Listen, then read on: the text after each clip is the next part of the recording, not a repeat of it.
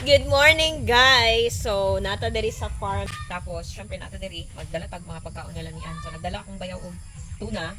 So, ato ani siyang lutuon karon, guys, kay magbudaw 5 ta. So, ang akong trabaho today is i-marinate sa nato ni siya. Pag-on nato siya lutuon, syempre. So, morning pa karon, guys. So, pang lunch nato ni siya i-prepare.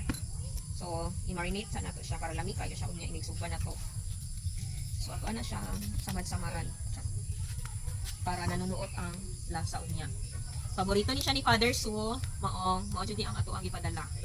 Ipalit ni siya sa Jensen, guys, syempre sa una capital of the Philippines. So fresh kaayo ang belly o tan-awan nilang, guys. Ato na siyang butangan og mga design. Not just a design pero para sa lasa nga lami. Para mo ano jud ang lasa. So ang ganito na to ana, guys, kuan raman. Seasoning, asin, magic, para ma-magic yung lasa. Syempre, tapos utang na to ni siya, guys. Hindi pa ni siya i-focus naman. Charan! Kumataw eh. Yan, ipahid ko na siya. Ipahid na to na siya karon. Relax lang. Sa mother. Drop everything. Sharo, dili maglasa karon. Damit kayo ni. Taran! Anaon dyan na ninyo siya, guys. Ipahid dyan na ninyo to the max. Oh. May ano ka? May naalala ka? Yes. Sa pag-ana? Ikaw ha? Na.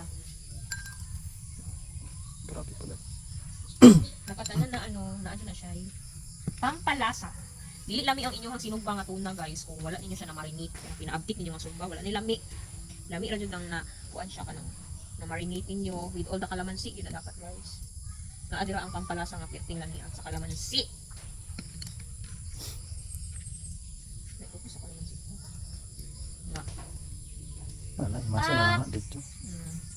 Doon ka kalamansi. Kasi ang kalamansi, napagod ay kinilaw. Naghan ka kalamansi dito. Tama nga. Lamasa na rin.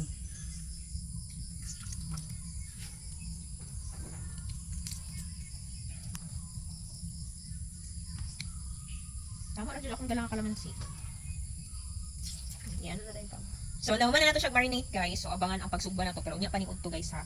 Relax lang sa. So, that's it for today's video. Unya na po udto, guys. Pag masugba na nato siya.